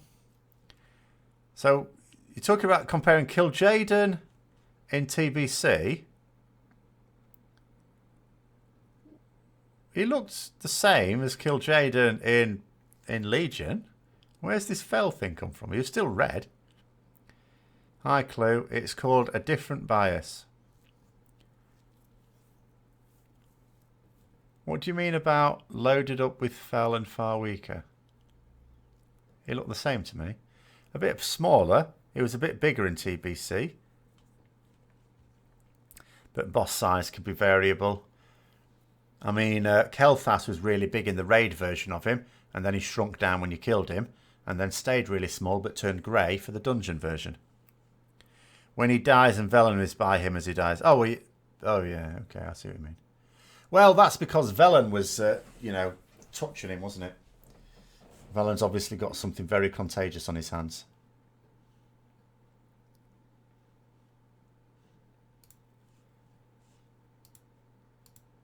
Just going to have a look. What else was he saying? Oh, he actually said something about professions here. Let's see if he said this before. The team is looking to improve crafting professions. Well, they can say that about anything. The most successful crafting professions in WoW have been ones that create consumable things to sell, such as alchemy or enchanting. Blacksmithing, leatherwork and tailoring have been made... I mean, that would explain why they've come up with more consumable stuff for those, this expansion. As the gear they create competes with every other source of gear in the game. If you can get crafted... So it sounds like they want to put more consumable stuff for crafting. I'd be okay with that. That would make sense to me. There's a lot of room for improvement, including allow you to specialise in certain blacksmithing areas. Oh no, not again. So that you are different or better than other blacksmiths. Oh my god, they keep trying this, don't they? They keep trying with the specialisations for things. Wrath of the Lich Queen 2, next expansion. Not Lich Queen, Lich King. There's still a Lich King. And it's almost... There's several story strands over the past few years that have been leading towards the Lich King being a major figure in a future expansion. I would even argue next expansion. He will be leading the potato people. I'm telling you. Kill used fire in TBC. Kil'jaeden used fire in TBC, but used Fel fire in Legion, and all the stronger versions of Fel characters use fire instead of Fel. Even Sargeras is fire and not Fel. I mean... I don't think fire is really a thing, technically. Let's have a look. I have to refer to my book again. My big book of everything. One page that tells you everything. Yeah, fire overlaps with Fel anyway. So fire is basically Fel magic. Sort of. It overlaps with... Look. You can't see that. You'll have to look in your own book. But yeah, you've got various types of magic that overlap with other types of magic. And Fel is pretty much over fire in the types of stuff. Arcane obviously is Titans. Where's Frost? Would Frost be water? If Frost water, it's between nature and the Titans. I guess Frost would be water. Sorry, yeah, Frost would be water, wouldn't it? Trying to figure out where we would go though for a new Lich King expansion. Well, again, here's what I think they should have done years ago, right? What's wrong with going to Northrend again? But all the zones are redone for higher levels. So you've still got your, use your bronze dragons to switch between the two things. This is what I've always felt should have been the case. That when you want to update in time a particular area of land, you just create a new zone, map it on. I mean, I know they did that with the 1 to 60 revamping Cataclysm. They shouldn't have done, though. What they should have done was to map some new zones over and still allow you to go back to the old zones. That is what I would do. It would still be Northrend. For me, it would still be Northrend, but, mapped onto the old Northrend. See, it's two different layers. Just like they've done for several zones already. That's how I would do it. Solves all the problems. You don't have to come up with a new landmass. You can completely redesign them, or they'll just have to be the right shape and roughly the right sort of, God, can't think of things now. Gordon Bennett, my brain's gone. What do you call it when you talk about the different regions like jungle, desert, tundra, that sort of thing? I'm losing words. My head's forgotten the word. Whatever. You know what I mean. I've just had to describe it anyway. Crafting Lion's Heart as a blacksmith, then spending 3 weeks getting mats upgraded. Visuals challenging was fun. Biome, okay, thank you. Yes, great. I mean, I used my Lionheart Executioner. I used that the first time we killed Archimond, for example. No, Biome was actually what I was thinking of, but thank you. Terrain would have got the idea across, I suppose. But not quite what I was thinking in terms of. Characters should start in the classic zones and not the kata zones. It's a bit jarring starting halfway through the whole story. Well, that is the problem. It's not even starting halfway through, because you go back. This is my major issue. You start off as a human. You go through a story where they're complaining that the war against the Lich King, though victorious, has been very costly for the people. Blah, blah, blah, load of politics thrown in. Then you get to level 60 and you go through the Dark Portal. No problem. Then you get to level 70. Right, we need you to go to Northrend to fight the Lich King. Oh, has he come back? No? But hang on a minute. You said we beat him when I was level 10. Oh. It just makes no sense. And also, because of the 1 to 60 revamp, you did all these quests that were focused on, Deathwing. Oh, Deathwing's coming. He's come to destroy the Earth. Or the world, Azeroth, whatever. And then, you get to level, 85? And then you get to level 90. And then you get to level 100 and you're thinking, hang on a minute, what happened to Deathwing? Did I miss him? Yes, you missed him. Because all that's in the raid content. And that's the problem. Because you make the entire expansion irrelevant as soon as another expansion comes out, why would you make one storyline so prominent in 60 levels of bloody of content, of leveling? Going back to the same area, they're asking people £40 seems steep. No, it doesn't. It's not the same area. It's just on the map. The world is the same. It'll be totally new zones. They just happen to be the same shape as the other zones because they'll be mapped onto the same location of Azeroth. What does it matter where it is? It would be new zones. They just happen to have this. They won't have new zone names, that's all. They'll be completely new, massively updated, will look much more impressive. The baby mammoth issue will be long gone. Who do I think will be the final boss in WoW? Ion Hazzikostas. They'll design a raid where we get to kill him at the end. And you'll have a little Chris Metzen fighting by your side. No, that's mean. I don't mean that. I think we'll be fighting the leader of the Bronze Dragon. As he said, Nosdormu. It's possible. They might do a thing with that. Even though I'm pretty sure we're supposed to have knackered him. But yeah, possible. Bolvar may have lost some control of the Scourge. Arthas did. Possible. Maybe true. Obvious, but the thing is, with Bolvar, you've got to notice, we've already encountered him since Wrath of the Lich King. And he's already turned a bit morally grey. If we can say that. I actually don't mind the term morally grey being used about Bolvar at the moment. You know, so it's not necessarily just that. It's just he's got a new perspective and maybe sees things differently now. Or he's got a few voices acting out in his head.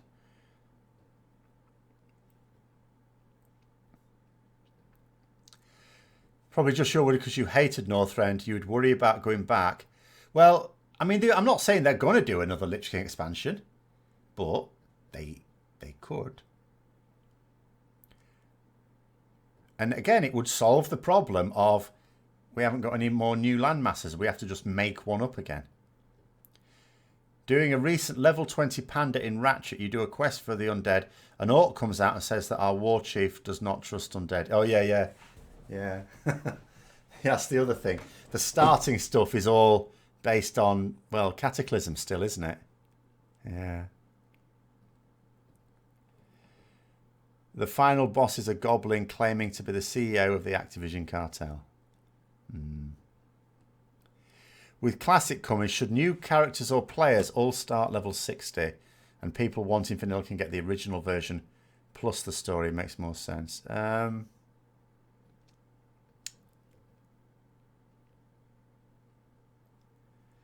I don't see them doing that. I think there's better ways to do it. I mean, anything that would bypass that terrible 1 to 60 content would get my vote, but I'm not sure I'd see. Oh, I really don't see them doing it.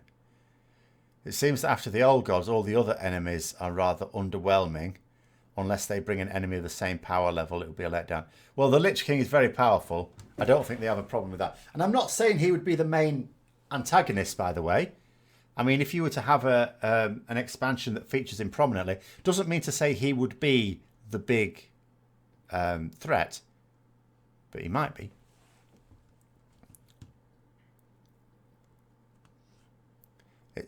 Oh yeah, I've just seen that comment. Anduin coming face to face with Bolvar in that state would be epic. Yes, indeed. But everything's underwhelming when you consider. I mean, the Burning Legion and the Old Gods were our two existential threats. Everything was them, or the creations of them. Every threat we faced. So, getting rid of both of them, of course, is a big move by Blizzard. But they must have a plan for it. And I am actually quite genuinely interested to see what that plan is. It had better be good. You worried would have a third recycling of Dalaran and Violet Hold. No, Dalaran will be gone. No. That's the beauty of it. The new Dalaran won't have... Sorry, the new Northrend wouldn't have Dalaran floating above it. We wouldn't need it. Wouldn't be there. That can stay over the broken shore. Isn't there the whole backside of Azeroth? We haven't seen that. No, there isn't. We have seen it. Now, admittedly, Blizzard are not above retconning it, but we have seen it. Globes of Azeroth exist. Obviously, they keep changing it. So, they could create a whole new continent if they wanted to, and just say, oh, no, it was there all the time. But, yeah. Oh, Limit have got a 5 out of 9 now, have they? Oh, well. Oh, is that the... No, they won't have killed the gnome just yet, I suppose, will they? Will they? It's not the gnome next, is it, for them? I'm trying to work it out, because Limit are Horde, aren't they? Of course they're Horde, they're a raiding guild. Yeah. Do I think they'll revive Arthas? No, he's dead. I mean, his... I don't know whether there's still some of him trapped in the crown. That's, you know... There was some... suggestion of that in Legion when we did one of the class quests, the Death Knight one, that there's part of him still trapped in the crown, but he himself is dead.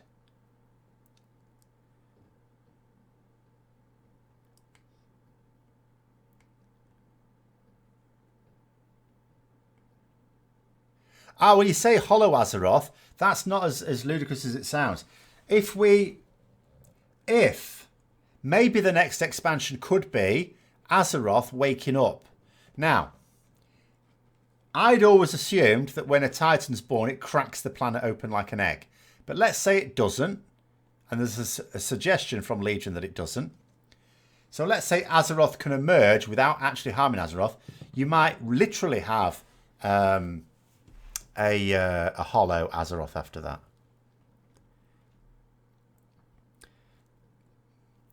Which I'm going to have to discuss more problems with gravity. Looking at most of Blizzard's plans, Blizzard has what? Blizzard has plans? Really? They seem to fizzle out and die because they're neglected by the developers, making the community feel neglected, even more alienated. Now, I think the community just feel neglected because they are. They don't engage. Talking at us isn't engaging. Discussions is engagement. I mean, how do you think my students would feel if I just stood up at the front, talked to them for a certain amount of time, then expect them to do the work, and every time they tried to say something, just told them to shut up? Or stick it on a post-it note for me, I'll read it at the end of the lesson. In Warcraft 3 was pretty much told that his soul was the first his sorcerers claimed. Yes, that's right. You'd like to see a storyline where Dalaran returns to its original area and rebuilds the outskirts. It would then be a permanent free city. Who would you trust to drive it, though, and actually land it perfectly back in the right place? They'll get the sewer outage in the wrong place. Next continent is a bigger Azjol Nerub. I still think it should be mapped onto existing ones. Oh, Azeroth wakes up and expels all gnomes into the nether. Yeah, that'll do. I'll do that. I'll have that. Half of them like talking to demons anyway. They'll be happy with that. You don't think Blizzard will make the mistake again of killing off characters? They don't care. They just bring them back. No such thing as a dead character in this game. Going by Legion, they just incarnate at the seat of the Titans when born.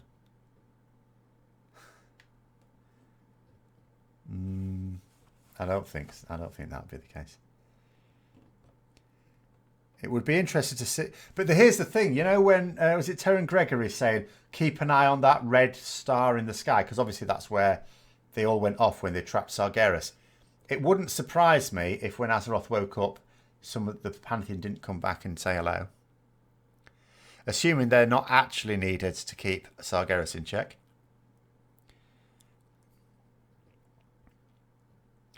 Be interested to see if the corpses of the old gods give birth to new hostile races inside the planet.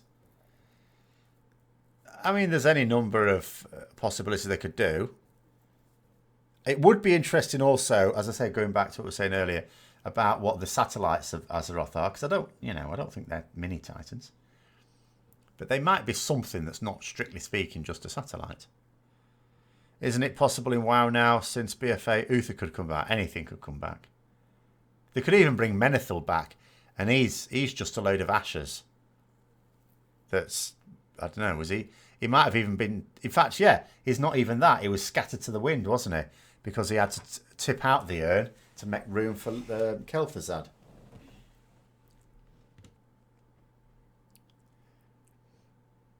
Are the Titans flesh now? And no, they can't be flesh. They're still Titans. I don't think the Titans are corruptible by old gods. No, I think they're still above that. Well, you say that. I mean, they're still corruptible because Sargeras was corrupted, but that was not corruption in the void sense.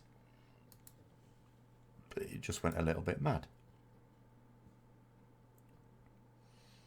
Oh, Conclave of the Chosen was the number 5 boss.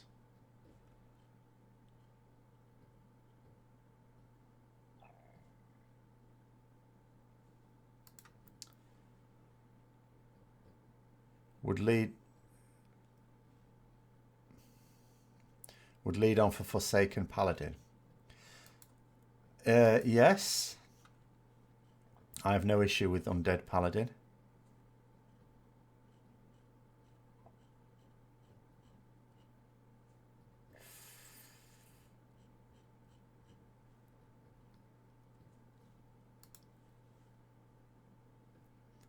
But anyway, sorry, I was trying to look at something again in terms of what Hazzikostas has been saying.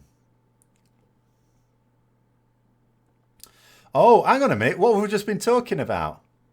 I'll tell you who the next war chief is in a moment. Well, we're just talking about old zones. This is what Ion Hazzikostas said on that interview. I only just got down to this. Redoing older zones is a huge undertaking, but the team is always looking for a reason to do so, such as creating new content in those zones. It's unlikely that the team will update older zones over creating new ones, as it wouldn't be in the best interest of the players. I wonder if... that's a bit cryptic, that. I wonder if he means just updating the zone or actually making a new zone to map over the top of it. I wonder which one he means. As a fan site, oh no, sorry, hold on. Comments, watching videos and so on. Sorry. That was the actual video playing, not my spacebar. If the game had undead paladins, you'd expect night elf paladins. We've already got night elf paladins, we just don't have them as playable characters, that's all. I'm missing something here. Right, let's have a look. Hang on a minute. Look at this. Listen to what he said. So, do you know, okay, so Legion, the way Legion worked, right, is you had your patch come out. So when it was 7.2, you had 7.2, the patch came out with Broken Shore and all the rest of it. Then 7.2.5 is when the raid came out, yeah? Tomb of Sargeras. Look what he's saying now. He's saying in the next tier, the raid will probably open within a couple of weeks of the patch. But does he mean 8.2 or 8.2.5? This time the raid opened later due to the holidays. I think he means 8.2.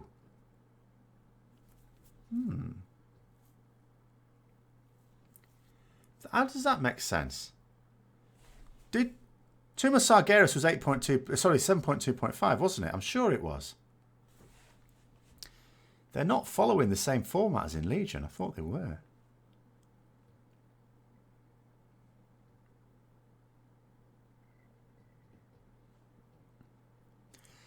More stuff not ready. The Crucible of Storms serves as a bridge between Battle of dazar'alor and Rise of Ashara. It may not open with the release of patch 8.1.5, but probably not long after that. In other words, soon TM. The team is going to look at where the player base as a whole is to set the item level for Crucible of Storms. It's only a 2-boss raid, so it may be slightly higher item level gear than Battle for dazar'alor.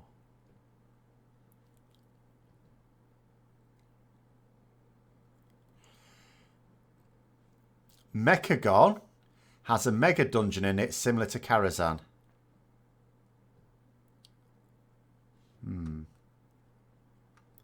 Is it snowing for me? I don't know, it's dark and I've got the windows closed. It was raining earlier though, so I'm not really worried about snow just now. Mecha gnomes coming. I have no issue with mecha gnomes, it's the fleshy gnomes I hate. Isn't Arathi Highlands a perfect example of this? They refreshed the zone for the Warfront. Yes, I'm assuming that's what they're talking about. I was just thinking, you know, I would take the approach for future new zones that they've been mapped onto and like updated, but mapped onto, not replaced current zones. But I don't know. Maybe what he's saying there feeds into that and saying they prefer to do new zones. If they mean completely new zones, then that's worrying for me. Don't really like that idea. Next expansion we find Nomragon is bigger than we thought. Underground content big. Yet next expansion we take back Nomragon. I've already taken it back many times. The gnomes are just too weak to get through the front door, that's all. That's what you were meaning with time frame. 8.2 is just the new area, 8.2.5 raid. But it's not. Well, I don't know. Is it? I'm just looking at what he's saying. The raid will probably open within a couple of weeks of the patch, but he's not making it clear that whether that patch is 8.2 or 8.2.5. I'll still work on the assumption it's 8.2.5 because that fits in with what they did in Legion.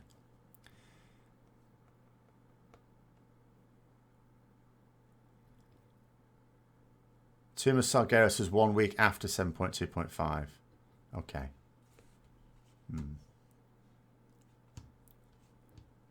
Nomragon was taken over by battle pets. Well, he's saying here as well it's going to be a smaller zone than Nazjatar. But yeah, this mega dungeon. I'm not sure I like the idea of a mega dungeon that's going to be gnome themed. I mean, Nomragon is a mega dungeon, really. Is it just going to be another version of that? I think it's time to get rid of the Alliance and Horde and just have races as races with their own individual enemies and allies to create a more complex story.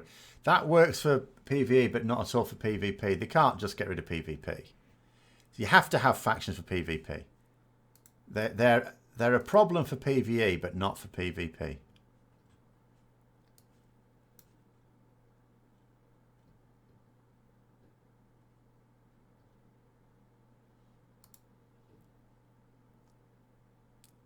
So I would happily see them get rid of it for the purposes of PvE, but not PvP. Just checking my updates. No one's a limit. I haven't killed any other bosses. I take it a limit live streaming because I know Exhausters are going to live stream as well as Method this raid. A limit, or are they still doing things in secret? Does anyone actually know? I haven't seen any links to it.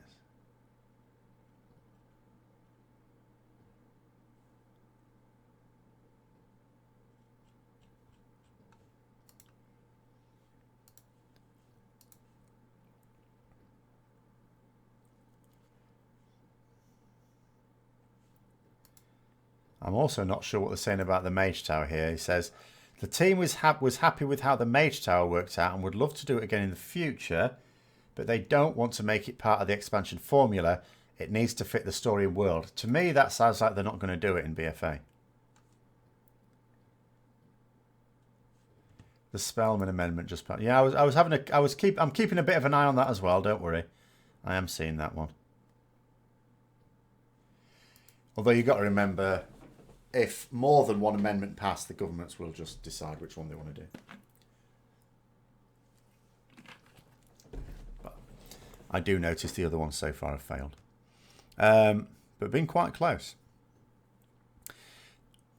But anyway, it's... let's see what else he's been saying. The team would like to move back to a treasure system like Warlords that had better story and rewards. There haven't been true rare mobs since Miss. In a world where you can join cross-server groups, the right way to hunt for true rare spawns was server hopping. People would realm hop in Tanan Jungle to find rares rather than moving around to find out what's up. The team will be experimenting with rares in Rise of Ashara and beyond. There was something cool about finding a rare and being excited about it. Was there? PvP. No, PvP doesn't need to be race orientated, indeed. No, it doesn't. But how do you get someone to choose a faction?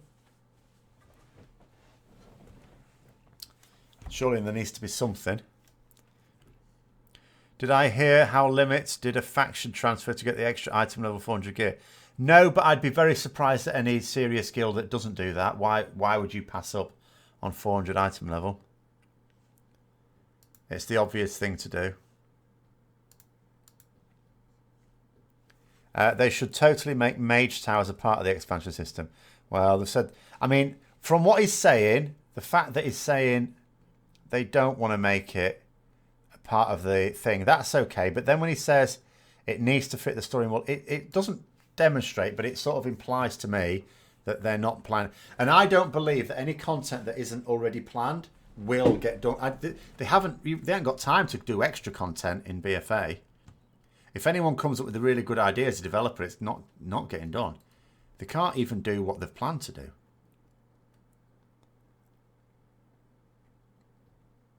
You want a Tricera tank druid.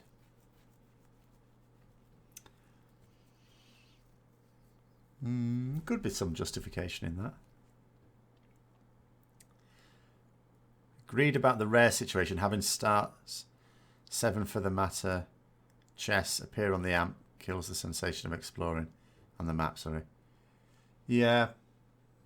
I mean, well, it is a difficult... But this is the problem with World of Warcraft throughout its time. They put systems in the game that are actually good systems and they have a sensible purpose. But you do tend to ruin other parts of the game. I'm not saying they shouldn't have done it, but you have to accept that there's some other parts of the game that suffer because of it. So when they introduced, for example, multiple modes of raiding, it was good because it expanded participation in raids. But it was bad because you had fewer people being incentivized to try and reach for the hardest mode of raiding. You know, I mean, there's way more people do organized raiding now than ever did before, but it comes at a cost. And this is another example. You know, you bring in cross-server because that's, you know, sensible, and you bring in Group Finder because that's really good as well. But the consequence of having both those systems is that rares, like random spawns, mean nothing. There won't be a third faction. There is no point in a third faction. 10 years ago, there was point in a third faction. Now there isn't. It doesn't solve anything. It would have done a long time ago, but it's too late now. And also, you can't create a new third faction anyway. It's bad enough that factions already tell some people they can't play with their friends unless one of them compromises, or both. But a third faction, you're basically saying you're actually splitting people up who have been playing together.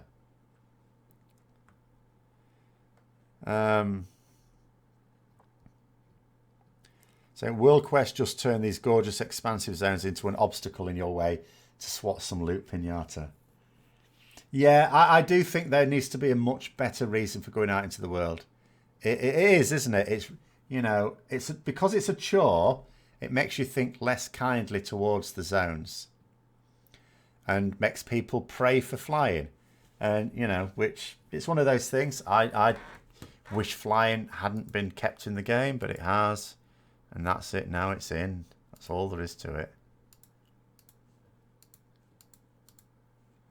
Hang on, I've done a thing.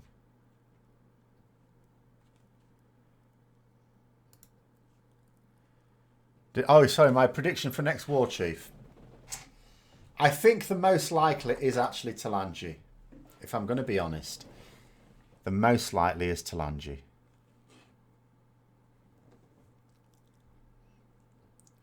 Players can pick from good or bad, light or shadow. I don't know that they can pick. I don't know that they get to pick those things. I mean, they could just pick the faction. I'm not saying they couldn't. You know, you could just, in the game, say, you people are Horde, you people are Alliance. But that still... And again, that might have prevented racials creating an imbalance in the first place. But the point is the imbalance exists now. It's only by eliminating factions for PvE that you can solve that problem, because you can never rebalance them now. It's too far gone. So the only thing to do is to get rid of it for PvE. But I don't think there is any solution for it in PvP.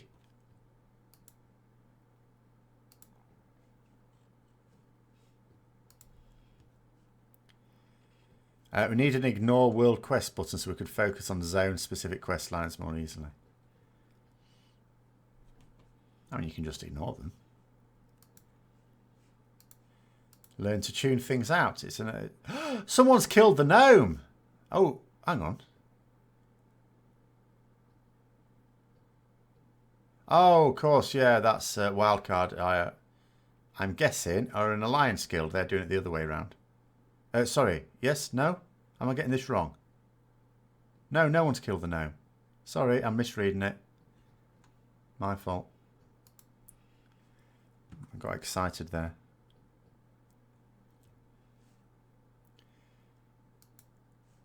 Won't it be just really annoying if you end up with the gnome being like a proper boss that they get stuck on because it's bugged to hell? That would be just like a gnome to be awkward like that.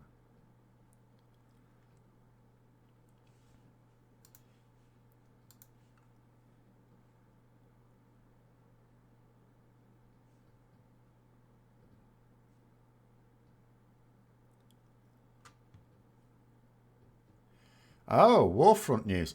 The Baron's Warfront was an early prototype and isn't currently planned. Ah. What else are they saying here?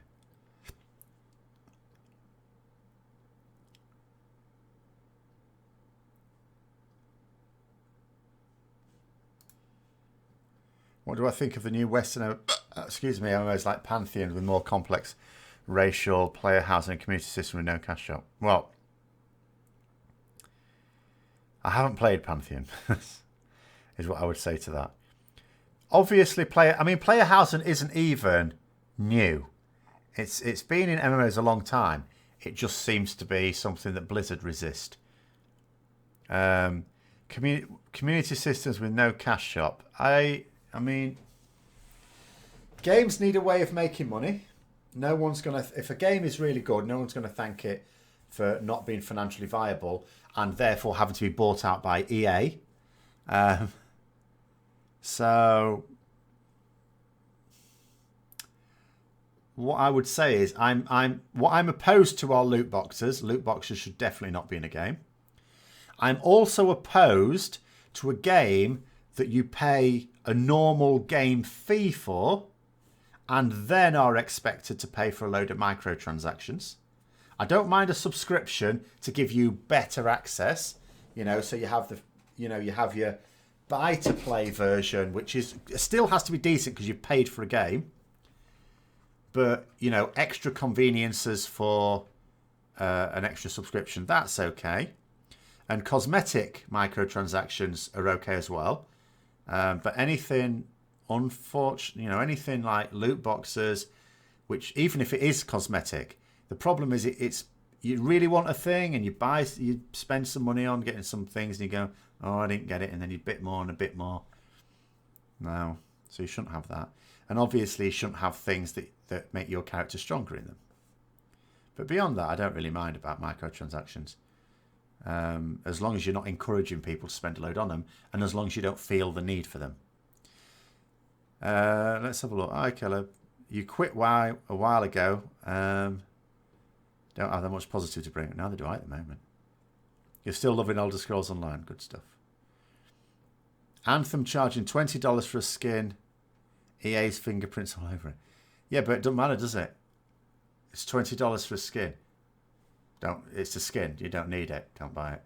Like, if you look at what Blizzard charge for mounts and pets in this game, that's a lot more than, say, mounts and pets in, say, Elder Scrolls Online. But it's okay because you don't need them. Just do without them.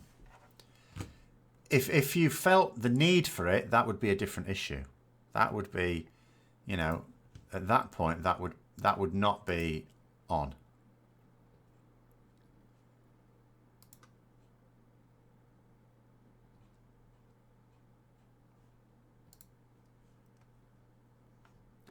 But if it's cosmetic, they can do what they like as far as I'm concerned. And yes, you can. The thing is, though, raising your eyebrows at $20, you can go, yeah, okay, that's silly. No one will buy it. Well, if no one buys it, they'll bring the price down. And if people are buying it, then they'll keep it like that. As long as it's cosmetic. You just played the Anthem demo all weekend, and while it did have a lot of bugs, you thought it was really fun. Still not going to pre-order. No, never. I thought Elder Scrolls Online was really fun when I played it in the beta. And even though I only did the weekend beta.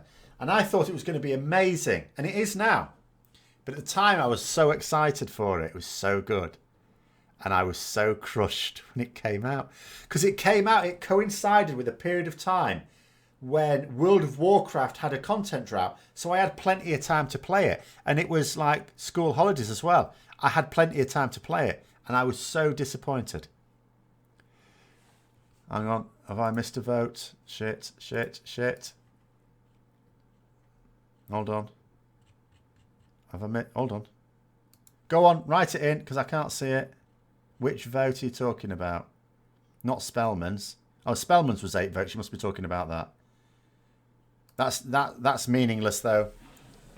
If the Brady Amendment goes through, then the government will just latch onto that. They'll ignore that one. Because it's not legally binding. It was Cooper's amendment that was legally binding. Or potentially legally binding. They'd still have to have another vote on it. Anyway, sorry. Politics over. Maybe. For a little bit. Yeah, but the government can ignore it.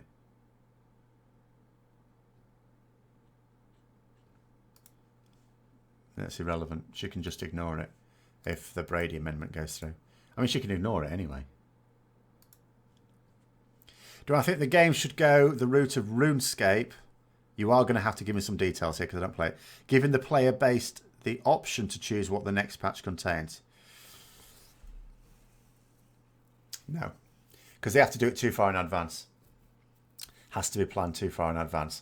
So no. I am in favour of certain things like storyline stuff going in a direction according to players' choices as a vote type thing.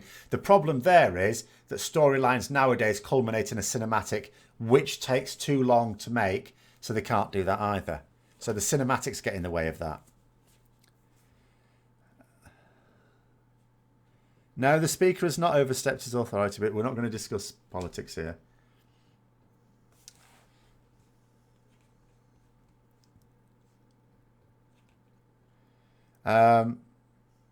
Will my political channel have a video today? Yes, it will, but I was specifically waiting for the votes to finish. Oh dear, did it? If it did, then that's that. They'll ignore the other one. Why isn't my stuff updating quickly enough?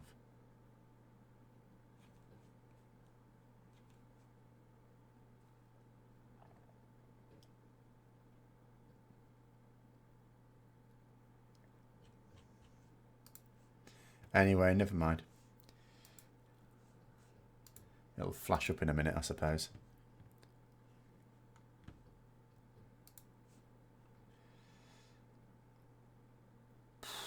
Bigger majority as well. Makes it easier for them to... Anyway, never mind.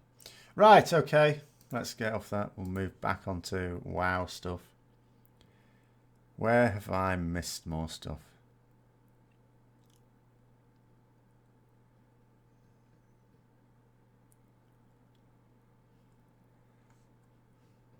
My guesstimate on subs, I'm thinking at the moment between 2 and 2.5 million, and it is just a guesstimate. You can't tell just because of friends list. That's not indicative. It could just be that the people on your friends list are the ones who are more likely to quit the game when it's not got a lot of stuff in it. But I do believe it's probably down. Did I watch the live Q&A with Ian? Yeah, I didn't watch it live, but I did watch it later on, yes. And there's another interview out as well, just today-ish. We haven't seen much of the ethereals from TBC. Well, we do. They sell us our coins every week. Or for people who can be bothered to buy them every week. I don't get to use them every week, so there's no point. So, but no, I mean, I completely believe, not just because of what people sort of semi-found out, but because of Blizzard's reaction, I completely believe that they had a massive drop in subs in October.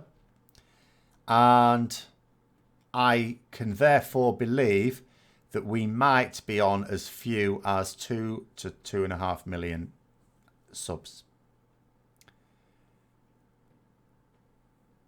Oh, actual people would be less. I mean, obviously, most people don't have 2 accounts like me. I think there will be more than 1 million people. It won't be as many people as there are subs, of course. But there's only so many people have more than 1 account. And also you've got to bear in mind there'll be quite a lot of people who will have an account and don't play much. I have 2 accounts and don't play much. I'm sure there's other people like me. So in terms of active players, it might be, I think 1 million might still be a little low for that, but I couldn't rule it out. I don't think it's good. I don't think it's good. I don't think they can afford another... This is why I don't understand why they're still persisting in pissing off the community. I don't think they can afford to.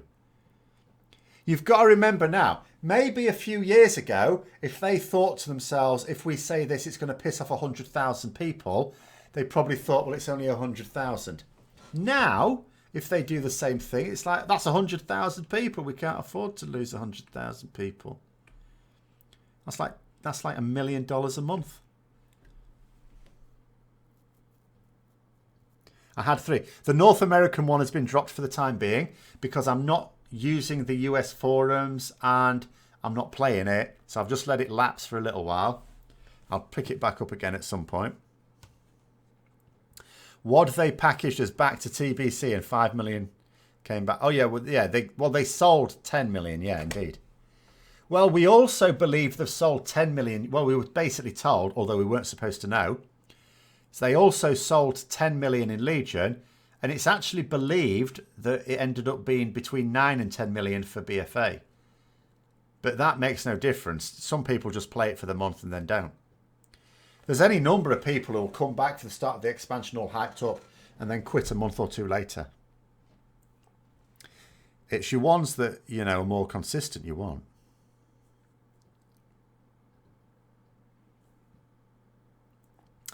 They won't get fooled again. Well, some will, but fewer. Each time, fewer will. The problem is, when you lose a customer, if you turn things around, sometimes you can get some of them back. You will never get all of them back. Ever. That's why it's so dodgy to lose customers. You're not just losing money while you turn it around. When you've turned it around, there'll be some people who will just never give you that chance again. Or they may have gone off and found a game that actually they prefer. I am convinced that there's a lot of people play this game because they don't know if they'd like another game and they don't want to stop playing WoW to try it out because then they fall behind in WoW. But if they just decide, sod it, I'm not enjoying WoW, they may find that another game actually is more enjoyable. And then, of course, even if they do turn it around, they won't go back to it because they're now in another game that they're invested in. The problem is the current generation of gamers have grown up in a time which has made them cynical and unforgiving of mistakes. So any incompetence is just fuel on the fire. I don't know. I think even 10, 20 years ago, gamers were still pretty... In fact, gamers were arguably more vocal, I would say, back then. But it's no good if you're not listened to. But at any rate...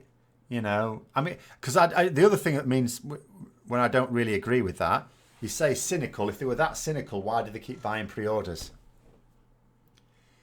A cynical person would not buy a pre-order. They would wait until they know the game is all right. Whether that means when it launches or at least when people who are testing it are saying, yeah, this is good, game is in good shape. You wouldn't get the pre-order until then. Especially... if there's no special... Sometimes that's why they throw out limited edition rewards for it. But if they don't, there is... And Blizzard didn't. There is no point. You think the problem is also the current generation... Oh, sorry, I read that one. Main reason you quit is you decided not to raid or push high keys this expansion and go casual. Once you did that, after about a month, you had zero desire to play. I'm in a... Not quite the same situation, but I'm in a similar situation. There is no point in me playing. It's not the same as having no desire to play, but there is no point in me playing. Other than the fact that I do still have some desire to play, so I go on it, you know. I spend more time on the PTRs, though, on the live servers, I have to say, at the moment. Instant gratification without having to work for things is what is expected. Maybe. It doesn't mean to say you can't put content in. Well, they do put content in where you don't get that. There's nothing wrong with having the other content as well. It's just it shouldn't be power upgrades. You don't need the power upgrades to put cosmetic things in.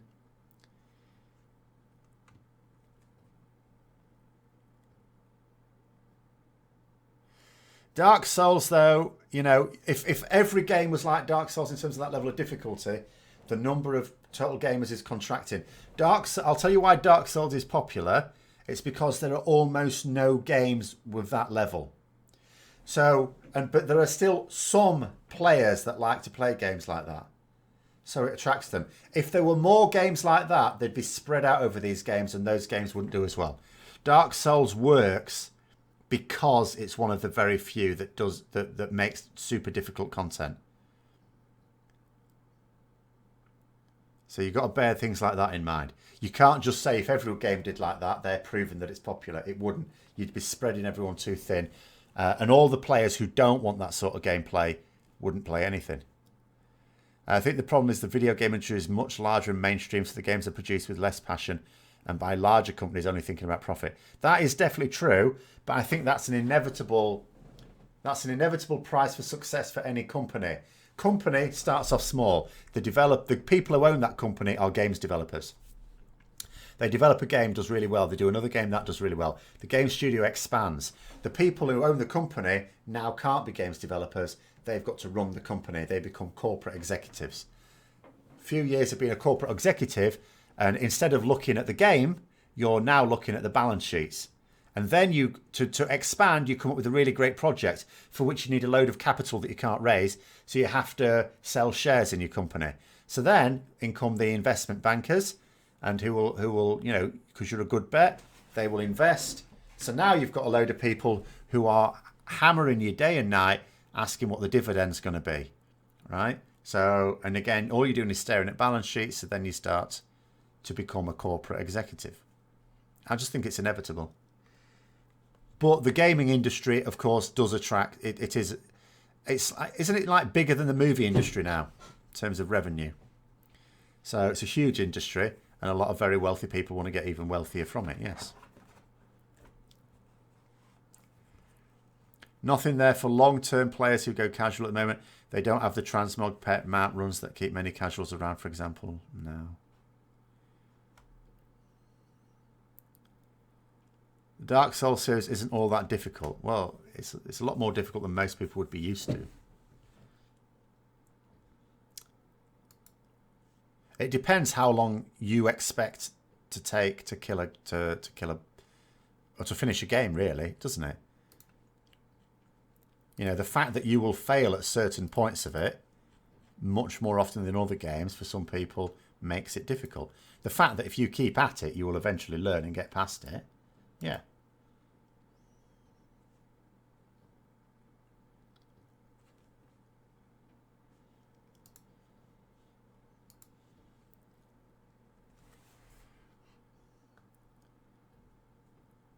They thought they could have infinite growth in 2018. This year's a reality check. Well, yeah, because the first year, games studios across the board, like the gaming industry, is going to make less money. You know, it's going to go down a bit. But you always get these bubbles, don't you? I mean, it's not to say that it can't grow more. It's just it can't afford to keep treating customers poorly and expect to grow more, I think, is the way I would look at it.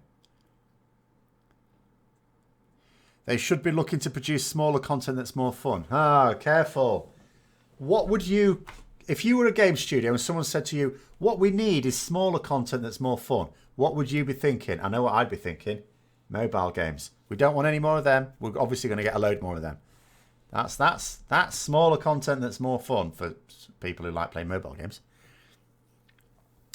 You've played thousands of hours of Dark Souls games, and they work not just because they're challenging. They work because they're also great games. Besides being challenging. Well, but again, what people think is a great game is I mean, sometimes a game can be objectively bad, but it can never be objectively good. It's always subjectively good. It can also be subjectively bad. Depends what people like. I mean, any popular game by definition has got to have something going for it. I think even World of Warcraft, where you can argue, you know, it bought its popularity in earlier years and it's just now dripping off. At the same time, if they bought out an actually genuinely bad expansion, not just one that's not up to standard, but an actually bad one, I think they'd have lost most of the players, because it's a lot they ask for. You've got the price of the game and then a subscription. There's not many games do that.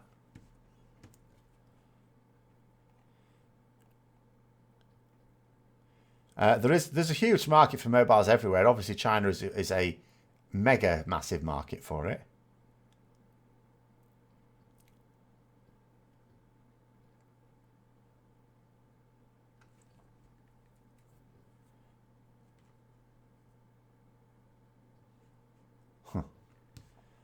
But, I mean, I refuse to play them. I don't even like console games. Do not even like doing a console game.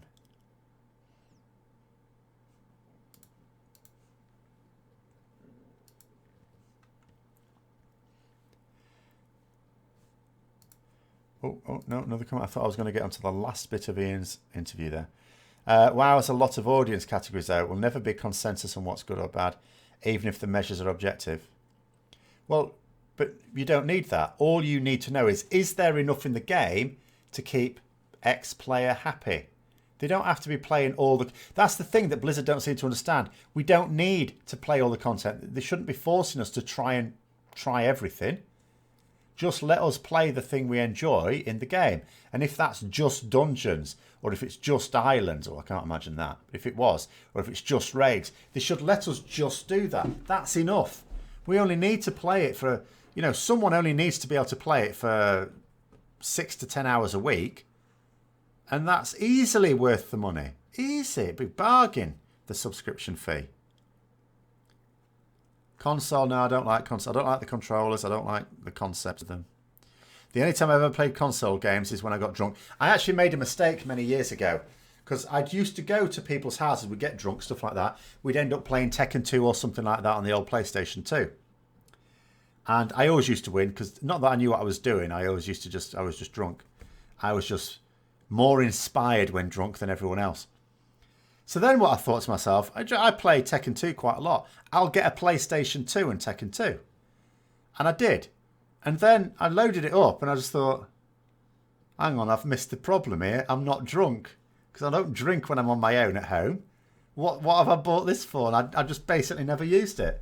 Because the only time I played on a console is when I was drunk. My thumb, that's the other thing as well. When I played on it for too long, my thumb seize up. So I don't do that either.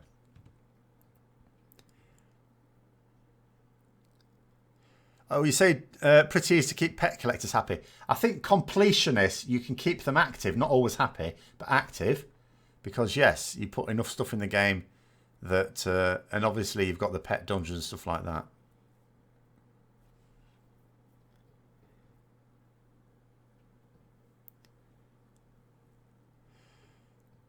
You enjoy playing chess and have time for teaching kids or other people how to play. But if it's not competitive, you're not winning, and that's how WoW feels these days. Well, I have a similar attitude, actually, yeah, because when I got back into Warhammer, people keep trying to say, oh, you should play this game and this game and these little games. I'm thinking, no, what I want is something that appeals to my competitive side. And even though these other games are technically competitive, they don't appeal to that sort of strategizing that I like. Well, yeah, there are people that use the Xbox controller, of course, but I hate them. I can't be doing with them. I like a mouse and a keyboard. I mean, there was a time when I just used a keyboard, you know, back in the 80s. And then towards the end of the 80s, it was later 80s, it was mouse and keyboard. But the raids or dungeons shouldn't contain the story. Oh, no, it has to contain the story. And it has to contain the ending story. That's the whole point. The whole point in this role-playing, it's still a role-playing game, you've got to remember that, is you're on your own. The solo content is for your character on their own, and they go through the story. Then the story gets more oppressive. Oh, the baddies, oh, they're really powerful. I need to find some friends. So then you go into the dungeons and you continue the story. And then it's like, oh, the big evil's there. We need to go and defeat the big evil. But our plucky band of adventurers isn't quite up to the task. What we need is an army. So you raise an army of heroes and then you storm the keep. You know, that's how it works. So you've got to have the story culminating in the dungeon and the raid. the raid actually. And you've got to have some part of the story in the dungeons. Has to be how it works. Can't be any other way. What is Green Jesus up to? I haven't got a clue. He's supposed to be about this expansion, but I have no notion at all. But anyway, on that note, we'll leave it there. I've got to the end of my Ion Hazzikostas interview thing anyway. I think I've covered all the bits there. Thank you very much for coming on. I'll be back on again next week as well. And until next time, I will see you later.